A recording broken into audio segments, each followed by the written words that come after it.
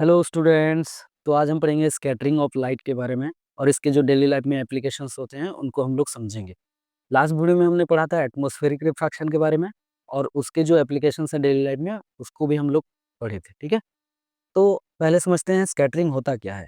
देखो, एटमॉस्फेयर जो है हमारा, उसमें बहुत सारे गैसेस होते हैं और गैस के जो बहुत सारे मॉलिक्यूल्स और एटम्स होते हैं। ठीक है, तो जैसे सनलाइट उनके ऊपर गिरता है, बहुत से जो different different atoms and molecules होते हैं एटमॉस्फेयर में हमारे, उनके ऊपर जब सनलाइट गिरता है तो सनलाइट को वो पहले क्या करते हैं, एब्जॉर्व कर लेते हैं। ठीक है, और एब्जॉर्व करने के बाद उसको क्या करते हैं, री एमिट करते हैं ऑल डायरेक्शन में।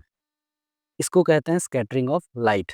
यहाँ पे लिखा है, क्या लिखा है, the process in which when light, sunlight मतलब, fall on atoms and molecules of the different gases present in the atmosphere, it gets absorbed and then these atoms and molecules re-emit the light in all direction. It's called scattering of light. मतलब ये जो process होता है इसको कहते हैं scattering of light.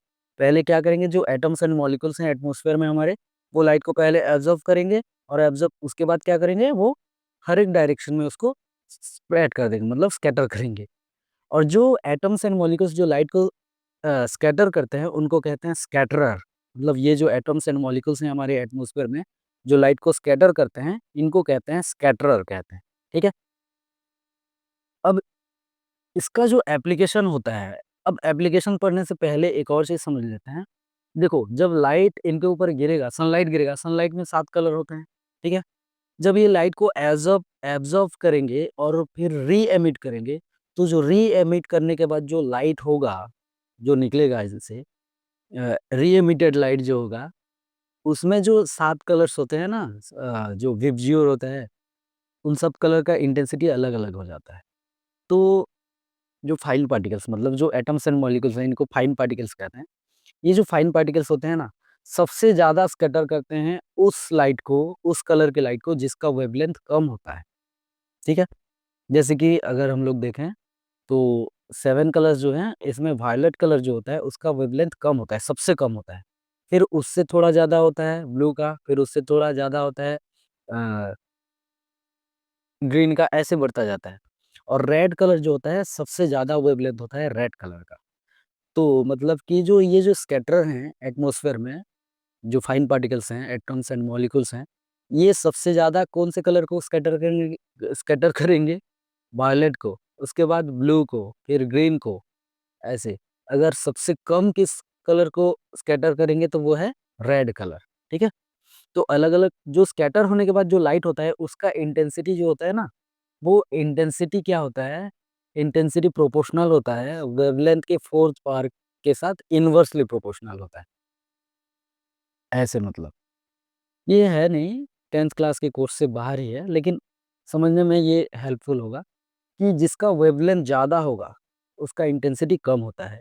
जैसे कि हम लोग को पता है कि रेड जो होता है, रेड कलर जो होता है, उसका वेवलेंथ ज़्यादा होता है as compare to the wavelength of other colour, मतलब कह सकते हैं वायलेट लिख देते हैं। ठीक है?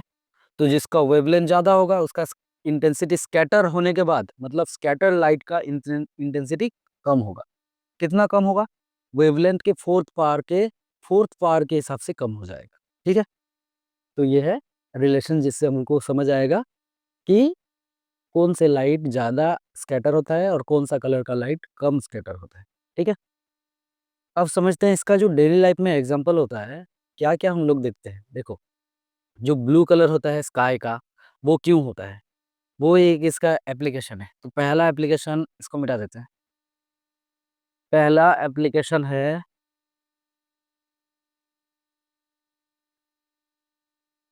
या फिर डेली लाइफ फेनोमेना जो हम लोग ऑब्जर्व करते हैं, जिसको एक्सप्लेन कर पाएँगे स्कैटरिंग ऑफ लाइट के बेसिस में।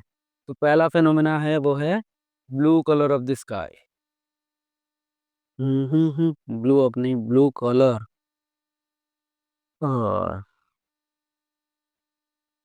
Of the sky. स्काई का कलर ब्लू क्यों होता है? देखो, अब स्काई मतलब क्लियर स्काई, यहाँ पे खाली स्काई नहीं लिख देते, इसको लिख देते हैं क्लियर स्काई। क्योंकि स्काई हमेशा ब्लू रहता नहीं है। जब स्काई क्लियर होता है, पूरा एटमॉस्फेयर क्लीन होता है, तब जाके जो स्काई होता है वो ब्लू होता है। अब ऐसा होता क्यों है देखो, जब पूरा क्लीन होगा एटमॉस्फेयर तो उसमें बहुत सारे फाइन पार्टिकल्स, डिफरेंट डिफरेंट जो गैसेस होते हैं उनके एटम्स एंड मॉलिक्यूल्स प्रेजेंट होंगे। तो वो उनके ऊपर जब सनलाइट गिरेगा वो सनलाइट को पहले क्या करेंगे, एब्जॉर्ब करेंगे। और सबसे ज़्यादा कौन से कलर को स्कैटर करेंगे, सबसे ज़्यादा स्कैटर करेंगे वायोलेट कलर को।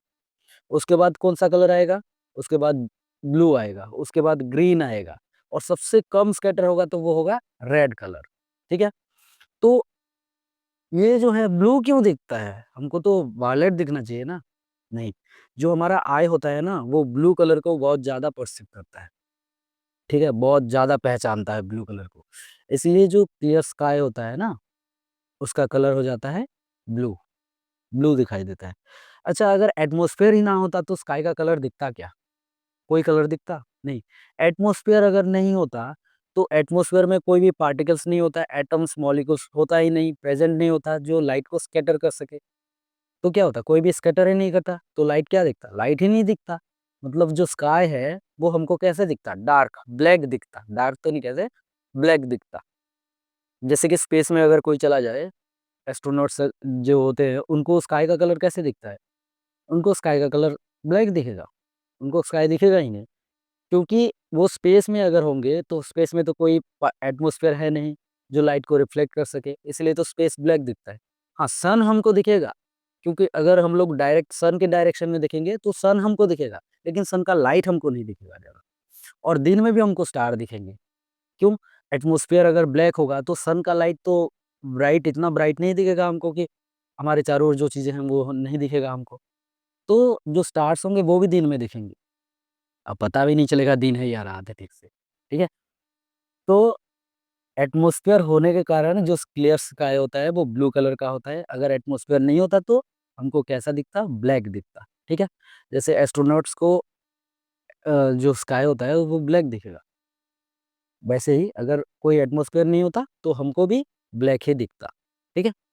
अब समझ में आ गया कि ब्लू कलर क्यों होता है स्काई का? क्योंकि ब्लू कलर लाइट जो होता है बहुत ज़्यादा स्कैटर होता है। वैसे देखा जाए तो सबसे ज़्यादा स्कैटर तो वायलेट होता है, लेकिन ब्लू कलर हमको ज़्यादा दिखाई देता है क्योंकि हमारा आई ब्लू कलर को ज़्यादा पहचानता है, ज़्यादा परसीव कर पाता है। ठीक है? तो ये हो गया blue colour of the sky. दूसरा एप्लीकेशन जो है वो क्या है? Uh, colour of the sky. Colour of the sky हो गया, उसके बाद है कलर ऑफ सन। खाली कलर नहीं कहते, रेड कलर ऑफ सन कहते हैं। Red colour of sun during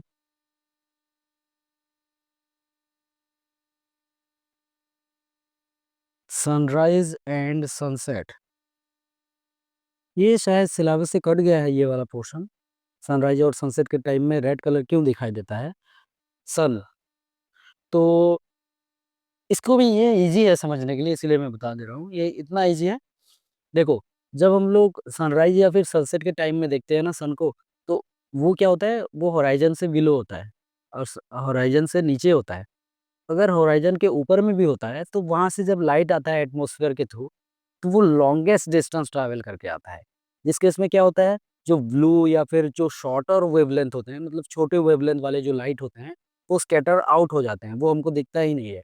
जो लॉन्गर वेवलेंथ का लाइट होता है जैसे कि रेड, वो ज़्यादा स्कैटर नहीं होता। रेड, येलो, ऑरेंज, ये लॉन्गर वेवलेंथ वाले हैं, मतलब ज़्यादा इनका वेवलेंथ ज़्यादा होता है। तो ये जो लाइट होते हैं वो ज़्यादा स्कैटर नहीं होते, तो वो बहुत ज़्यादा डिस्टेंस तक ट्रैवल कर पाते हैं और हमको सनराइज़ और सनसेट के टाइम में क्या दिखता है? रेड कलर दिखता है। अच्छा, अगर बात करें तो सन जब ऊपर में होता है, हेड मतलब दोपहर को, हमारे सर के ऊपर जब सन होता है, तब हमको रेड या फिर ब्लू नहीं रेड या फिर येलो नहीं दिखता, तब हमको दिखता है व्हाइट। क्यों? क्योंकि उस टाइम पे जो लाइट होता है ना, वो शॉर्टर डिस्टेंस ट्रैवल करता है, बहुत ही शॉर्ट डिस्टेंस ट्रैवल करता है। तो बराबर जो भी एटमॉस्फेयर में जो पार्टिकल्स हैं ना, वो लाइट को बराबर अमाउंट में स्कैटर करते हैं। तो हमको इसीलिए व्हाइट लाइट ही दिखता है। ठीक है? तो नेक्स्ट है white colour of white colour of cloud. जो क्लाउड होता है, क्लाउड का कलर व्हाइट क्यों होता है? देखो, जो क्लाउड होता है ना, उसमें वाटर ड्रॉपलेट्स होते हैं और वाटर ड्रॉपलेट्स एक ही साइज़ के नहीं होते, ठीक है? जैसे एक बड़ा-सा क्लाउड है, उसमें जो भी वाटर ड्रॉपलेट्स होंगे, बहुत सारे वाटर ड्रॉपलेट्स होंगे, छोटे-छोटे वाटर ड्रॉपलेट्स होंगे, फिर उससे थोड़ा बड़ा होगा, फिर बहुत ज़्यादा बड़ा होगा, ऐसे अलग-अलग साइज़ के वाटर ड्रॉपलेट्स होते हैं, ठीक है? दो जो छोटे वाटर ड्रॉपलेट्स होते हैं ना, एक क्लाउड में जो छोटे वाटर ड्रॉपलेट्स होते हैं, वो mainly shorter wavelength of light को स्कैटर करेंगे, जैसे कि ब्लू कलर हो गया, ठीक है? उससे बड़े जो होते हैं अ, जो उससे बड़े वाटर ड्रॉपलेट्स होते हैं, वो ज़्यादातर ग्रीन कलर ऑफ लाइट को स्कैटर करते हैं, ठीक है? और बहुत ज़्यादा बड़े जो वाटर ड्रॉपलेट्स होते हैं एक क्लाउड में, वो ज़्यादातर रेड कलर ऑफ लाइट को स्कैटर करते हैं। और ये 3 कलर जो होते हैं ना आरजीबी, रेड, ग्रीन, ब्लू, इनको हम लोग प्राइमरी कलर कहते हैं, ठीक है? तो वो बराबर जो ज़्यादा अमाउंट ऑफ लाइट जो होता है स्कैटर होता है, वो बराबर ही होता है, सारे लाइट बराबर स्कैटर हो जाते हैं। इसीलिए क्या होता है, ये जो क्लाउड का कलर होता है वो व्हाइट हो जाता है। मतलब सारे कलर ऑफ लाइट स्कैटर हो गए सेम अमाउंट में तो क्या होगा? व्हाइट ही दिखेगा ना, तो इसलिए ये व्हाइट दिखता है। एक और चीज़ है जो कि है बहुत ज़्यादा इम्पोर्टेंट, पूछता है question Tyndall effect.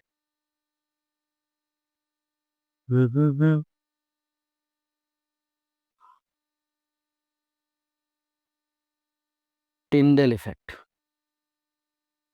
Tyndall effect क्या होता है?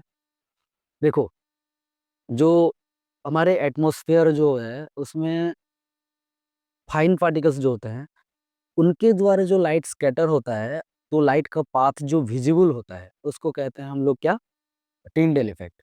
अब ये खाली फाइन पार्टिकल्स में होता है क्या? नहीं, ये होता है किसी भी कोलॉइडल सॉल्यूशन के थ्रू जब लाइट पास करता है, तो लाइट का पाथ विज़िबल होता है। इसी प्रोसेस को कहते हैं टिंडल इफेक्ट। मतलब टिंडल इफेक्ट क्या आता है? Tyndall effect is the process of scattering of light in which path of light is visible when light travels through colloidal solution या फिर कह सकते हैं fine particles of the atmosphere. तो ये जो पाथ विजिबल होता है इसी को कहते हैं हम लोग क्या? Tyndall effect. अब ये होता कहाँ है? देखो टिंडल इफेक्ट बहुत जगह पे देखेंगे। कोलॉइडल सॉल्यूशन जो होता है ना उसमें जो सॉल्यूशन के जो पार्टिकल्स होते हैं ना वो नीचे सेटल नहीं हो जाते। जैसे कि एक कंटेनर में कोलॉइडल सॉल्यूशन रखा है तो उस कोलॉइडल सॉल्यूशन के जो भी पार्टिकल्स होंगे ना, वो बहुत फाइन होते हैं और इतने छोटे होते हैं ना, उनको ग्रेविटी नीचे पुल नहीं कर पाएगा। इसलिए वो जो कंटेनर होता है, कंटेनर के बॉटम पोर्शन में सेटल नहीं होते। सेटल नहीं होंगे तो उनके थ्रू जब लाइट पास करेगा, तो वो उस पार्टिकल से लाइट टकराएगा और स्कैटर हो जाएगा हर एक डायरेक्शन में। तो लाइट का जो पाथ है वो विज़िबल होता है, ठीक है? अब इसको हम लोग कहाँ देख पाएँगे? इसको हम लोग देख पाते हैं जैसे कि किसी भी क्लाउड के नीचे से जब सनलाइट आ रहा होता है, क्लाउड क्लाउड से जो सनलाइट ऐसे स्प्रेड होके आ रहा था ना, सन रेज़ दिखते हैं, सन रे, वही है ये टिंडल इफ़ेक्ट। और हम लोग टिंडल इफ़ेक्ट देखते हैं जैसे कि एक डेंस फॉरेस्ट है, मतलब घना जंगल के थ्रू जब सनलाइट पास करके आता है ना, तो उसमें जो लाइट का पाथ विज़िबल होता है, वो है टिंडल इफ़ेक्ट। और भी हम लोग देख सकते हैं जैसे कि मॉर्निंग टाइम या फिर दोपहर इवनिंग टाइम में भी जो विंडो के थ्रू जब सनलाइट हमारे घर में आता है, तो जो एयर है ना हमारे घर में या फिर डस्ट पार्टिकल्स जो होते हैं ना, उनके थ्रू जो लाइट का पाथ विज़िबल होता है, वो भी है टिंडल इफ़ेक्ट। तो टिंडल इफ़ेक्ट एक ऐसा प्रोसेस है, जिसमें क्या होता है, लाइट का स्कैटरिंग होता है और हमको लाइट का पाथ विज़िबल होता है। किसके द्वारा स्कैटर होता है? Colloidal particles and fine particles of the atmosphere. इसको कहते हैं हम लोग क्या? Tyndall effect. हो गया? एक और चीज़ है क्या है? डेंजर सिग्नल्स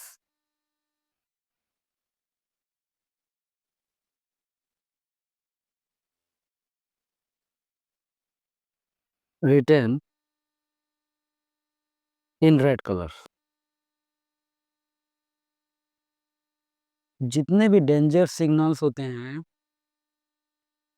वो रेड कलर में ही लिखे जाते हैं। ऐसा क्यों? रेड कलर में क्या ख़ास बात है? देखो, जो डेंजर सिग्नल होते हैं ना रेड कलर में लिखे जाते हैं, ऐसा क्यों होता है देखो? जब भी रेड कलर किसी भी एक बोर्ड पे कुछ सिग्नल लिखा गया है, जो रोड के साइड में लगा होता है ना, साइन बोर्ड लगा होता है कि लेफ्ट टर्न का, राइट टर्न का या फिर स्टॉप का लिखा होता है ना, उसके ऊपर जब लाइट गिरता है, तो सबसे ज़्यादा स्कैटरिंग होगा वायलेट का, फिर ब्लू का, ये सारे colour shorter wavelength of light जो होंगे वो स्कैटर आउट हो जाते हैं, ठीक है? फिर वहाँ पे जो लिखा होगा वो हमको ठीक से दिखेगा नहीं। लेकिन जो लॉन्गर वेवलेंथ वाला लाइट है, जैसे कि रेड कलर का लाइट, अगर वो जो साइन बोर्ड होगा, जो भी होगा बोर्ड, उसमें जो सिग्नल लिखा होगा, जो भी चीज़ लिखा होगा, वो अगर रेड कलर में लिखा होगा, तो उसके ऊपर लाइट गिरेगा तो रेड कलर तो ज़्यादा स्कैटर नहीं होता, तो स्कैटर आउट नहीं होगा, तो दूर से भी हमको ठीक से दिख पाएगा। ठीक है? एक और चीज़ होता है कि जो जैसे फॉग हो गया या फिर स्मोक हो गया, उसके थ्रू भी जो रेड कलर होता है ना, वो ज़्यादा क्लियरली विज़िबल होता है और दूर से दिखता है, स्मोक या फिर फॉग के थ्रू। ठीक है? इसीलिए जो डेंजर सिग्नल्स वगैरह होते हैं ना, या फिर जो वो साइन बोर्ड लगा होता है, उसमें ज़्यादातर रेड कलर ही लिखा लिखा मिलेगा हमको। क्यों? क्योंकि रेड कलर कम स्कैटर होता है और ईज़ी दूर से हमको ईज़िली विज़िबल होता है। ठीक है? तो ये था स्कैटरिंग ऑफ लाइट के बारे में, और ये जो human I and the colourful world है, ये चैप्टर का हो गया दी एंड। ठीक है? नेक्स्ट वीडियो में हम लोग इसका एक्सरसाइज करेंगे, जो कि बहुत ईज़ी एक्सरसाइज है और बहुत ही छोटा-सा है, ज़्यादा बड़ा है नहीं। ठीक है? तो तब तक के लिए चलते हैं। Thank you.